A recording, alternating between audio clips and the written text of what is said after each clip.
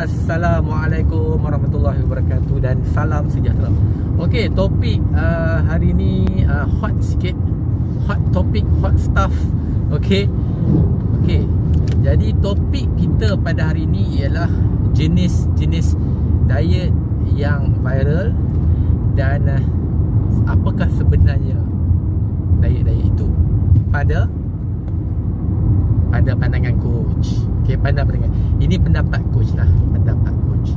Okey, so boleh terima, tak terima pun tak apa, terpulang, tapi ini pendapat coach. Okey. Jadi ceritanya kat sini, okey, kita start dengan eat clean. Okey, diet eat clean. Okey. Diet eat clean ni dia secara umumnya, okey, kita memilih makanan yang betul-betul tidak ataupun kurang, okey, dia punya proses paling minimum sekali. Okey, itu diet eat clean. Okey, so dia tidak dibenarkan refined carbohydrate, okey, macam gula tak boleh, okey, keropok tak boleh, kek tak boleh, aiskrim tak boleh, semua tak boleh. Potong terus, cut. Itu eat clean lah secara asasnya lah. Okay, secara asasnya. Sebab mazhab diet ni dia ada pecahan-pecahan dia pula. Okay, dia ada pecah-pecah, ada banyak yang ada strict, ada relax, macam-macam lah cerita dia. Tapi sebenarnya eat clean tu macam tu lah. Pada pendapat coach, sebenarnya eat clean ni dia sebenarnya adalah satu konsep umum. Okay, satu konsep umum di dalam diet. Diet maksudnya kawalan pemakanan, ataupun lagi umum maksudnya ialah makanan itu sendiri, pemakanan itu sendiri ialah diet. Okay, so bila konsep eat clean ni sebenarnya dia adalah konsep asas dalam kita makan. Okay, jadi zaman sekarang orang suka berpegang teguh kepada satu mazhab. Dia suka pegang macam tu. Macam mana dia kita panggil tak sub. So tak ada masalah pun, ikut suka hampa lah, hampa nak buat macam mana. Ni just pendapat coach. So sebenarnya dalam diet apa-apa pun, makin kurang proses sesuatu makanan, makin bagus untuk badan kita. Okey, tu cerita dia. Okey, makin banyak proses sesuatu makanan, makin banyak proses fikiran yang kita perlu gunakan bila kita nak makan makanan tersebut. Okey, sebab apa? Dalam makanan yang natural dia ada kawalan. Okey, contohnya buah, dia ada fruktos. Dekat fruktos tu dia ada karbohidrat yang lain, kita panggil fiber. Fiber ni lah kawalan fruktos tersebut. Fiber ni dia kawal fruktos. Maksudnya fiber ni ubat. Kalau kita kata fruktos tu racun, fiber tu ubat. Tapi dia bukan racun pun, dia makanan je pun, cuma perlu kawalan. Dan kawalan pada fruktos adalah fiber dalam buah tu sendiri. Bila kita buang kulit, kita perah, kita buang dia punya hampas buah tu kan. Hampas tu sebenarnya fiber.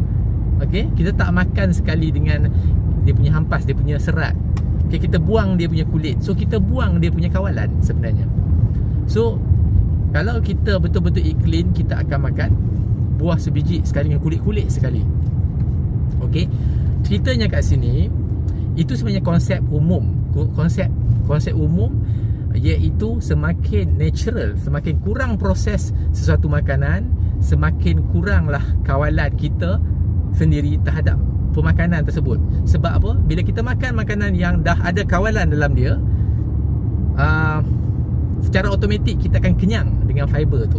Sebab itulah makan buah lebih bagus daripada makan jus. So sebenarnya konsep eat clean ni boleh diterapkan dalam mana-mana diet, tak ada masalah. Okey, diet ni sepatutnya kita bina, okey, composition diet tu sendiri, kita gabung-gabung mengikut cita rasa kita sendiri. Okey, so kalau coach diet dia boleh kita panggil advanced diet lah, advanced diet. So kita boleh adjust, ambil mana-mana konsep yang betul ni, gabungkan bersesuaian dengan diri sendiri. Sebab setengah orang dia tak sesuai makan refined carbohydrate. Okey, dia tak sesuai makan makanan proses sebab dia ada penyakit-penyakit inflamasi seperti PCOS, apa orang panggil arthritis, rheumatoid arthritis dan sebagainya. Penyakit-penyakit seperti itu dia memang tidak digalakkan makan makanan yang boleh meningkatkan inflammation dan meningkatkan makanan-makanan yang tinggi inflammation. Contohnya seperti omega 3, okey, telur, ikan dan sebagainya. Okey. Jadi ceritanya kat sini, eat clean tu sebenarnya satu konsep umum yang boleh kita pakai, tak ada masalah. Alright. So tu cuma kita janganlah taksub sangat. Maksudnya dia suka menghukum antara satu sama lain. Yang pegangan-pegangan, buat je lah apa pun ikut suka je lah kan. Ikut suka je lah kan. Yang penting hati tu betul lah kan. Ceritanya aku tak mahu cerita lah pasal bab-bab mazhab ni kan. Tapi ceritanya janganlah kita taksub sangat. Ambil yang baik. Okay, dan eat clean tu konsep dia general, konsep tu memang betul, memang okey, cuma jangan taksub. Okay, jangan taksub sampai marah orang, maki orang, janganlah. Okay, itu eat clean. So boleh amalkan konsep tersebut. Okay, tak perlu namakan kita punya diet sebagai eat clean, namakan sebagai ni diet aku. Senang cerita. Okay, so konsep eat clean boleh amal. Okay, yang kedua ialah satu lagi jenis diet yang viral sekarang ni adalah intermittent fasting. Okay, intermittent fasting. Ada yang moderate buat intermittent fasting, ada yang ekstrim. Okay, ada yang kata sahabat-sahabat Nabi mengamalkan sampai 2 hari ke seminggu ke, tak silap coach tak apa ingat, tak makan. Coach pun tak pasti. Yang coach pasti Nabi berpuasa dan Nabi berbuka. Yang tu coach pasti. Dan Nabi sarankan berpuasa sunat Nabi Daud, puasa yang terbaik. Okey, iaitu selang sehari puasa. Ini puasa yang terbaik. Dan sunatlah puasalah Isnin Khamis. Okey, ini puasa. Okey, dari segi puasa lah. Puasa tu kita niat dan kita dapat pahala insya-Allah, okey, untuk beribadah lillahi taala. Tapi kalau intermittent fasting mungkin tak ada niat. Okey, kalau nak niat pun boleh juga. Aku intermittent fasting kerana Allah, insya-Allah. InsyaAllah kita ada berpahala, insyaAllah. Jadi ceritanya kat sini janganlah ekstrim. Okey, anda nak amalkan 2-3 hari tak makan, coach tak galakkan. Okey, coach tak galakkan. Intermittent fasting ni sebenarnya apa? Okey, intermittent fasting sebenarnya nutrient timing, iaitu timing pemakanan. Okey, anda boleh terapkan dalam diet anda sendiri, tak ada masalah. Cuma janganlah ekstrim. Okey, tapi ikut suka hampa lah. Hampa nak ekstrim ke, hampa nak tak mahu buat ikut suka hampa lah. Dia ada kebaikan dia, nutrient timing ni. Paling basic sekali nutrient timing adalah konsisten makan pada waktu yang kita selalu makan. Itu nutrient timing paling basic.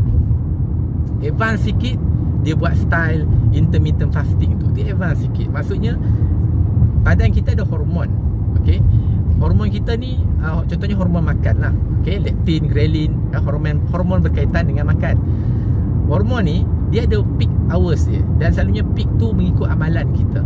Okey, kalau kita selalu amal makan breakfast, okey, daripada kecil, kemungkinan kita akan lapar waktu pagi sampai kita besar. Kalau kita memang daripada kecil tak makan breakfast, kita start makan tengah hari, kemungkinan pagi tu kita tak lalu makan, sebab hormon makan waktu pagi tu dia kurang. Okey, dia peak waktu tengah hari, contoh. So sebenarnya hormon tu kita boleh adjust, kita boleh kawal, sebab kita ni manusia, bukan haiwan. Jadi kita boleh adjust waktu bila kita makan dan tetapkan. Okey, kalau bagi orang nak amalkan intermittent fasting, coach akan tanya dulu waktu bila paling lapar, dan waktu bila tak rasa lapar tapi makan. So waktu yang tak rasa lapar tapi makan, itulah waktu anda tak payah makan pun tidak mengapa sebenarnya. Okay, waktu yang paling lapar, waktu tu fokus untuk makan. Sebab kalau kita disrupt cycle asal kita, okay, waktu paling lapar kita tak makan, dia akan kacau insulin, blood glucose dan sebagainya. Okay, tapi bagi yang dah lama, contohnya yang dah lama tak makan breakfast, dia dah biasa. So dia biasa dengan itu, dia sebenarnya tak ada masalah. Tak makan breakfast tak ada masalah. Okey, jadi ceritanya kita ikut sunnah Nabi juga, makan bila lapar. Okey, kalau anda ikut intermittent fasting, waktu anda tak makan tu tak akan lapar. Okey, insya-Allah. Okey, kebiasaannya kita tak akan lapar. Kalau kita betul-betul ikut dan kita ikut betul-betul. Okey, contohnya coach bagi tahu. Sekarang ni coach terpaksa ubah coach punya waktu makan ke waktu pagi. Terpaksa. Sebab kadang-kadang orang tak boleh makan tak boleh makan tengah hari, dia boleh makan pagi je sebab kerja, kan? Kadang-kadang sebab macam-macam sebab lah faktor. Antara faktor yang paling coach selalu dengar ialah kerja lah, faktor kerja. Tapi konsep je kat sini, nutrient timing tu konsepnya ialah consistency. Maksudnya waktu kita makan tu konsisten.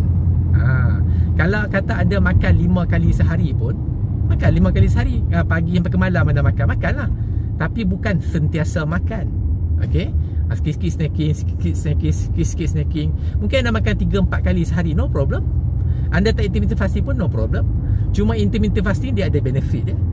Okay, kalau kata anda tak, apa orang panggil, anda makan setiap masa pun ada benefit dia. Ada makan breakfast pun ada benefit. Anda tak makan pun ada benefit. Okay, yang penting jangan disrupt the cycle sangat. Masalahnya ialah tak konsisten. Okay, inilah konsep nutrient timing. Dalam style diet apa pun kita boleh terapkan sebenarnya konsep intermittent fasting ni. Dah ada lama dah. Okay, macam coach tak ajar benda nutrient timing ni sejak pada tahun 2011 lagi. Masa tu orang tak sebut pun intermittent if whatever kan, tak sebut pun. 2011 lagi coach dah ajar coach punya student yang mendengar nasihat coach, kan? Coach dah ajar start tahun 2011, coach dah ajar orang. Faham tak? Tu ceritanya. So sebenarnya ada konsep makan yang konsisten. Okay, ceritanya macam tu lah. Alright, tu cerita pasal if. Okay, suku-suku separuh. Suku-suku separuh pun satu jenis diet yang viral, dan pada pendapat coach satu permulaan yang baik untuk kita amalkan. Konsepnya ialah portion makronutrien. Okay, separuh serat dan juga buah, suku protein dan suku lagi karbohidrat. Okay, tu portion dia. So dia adalah kawalan dari segi portion. Okay, tu kita panggil portion punya kawalan lah. Kawalan dari segi portion lah. Jadi ceritanya portion diet lah, kita panggil portion diet. Itu sama juga, itu adalah konsep asas. Kita boleh terapkan juga dalam diet kita. Okay, bagi orang yang tak suka kira-kira kalori, dia just ambil portion saja, no problem, tak ada masalah. Ikut portion tu.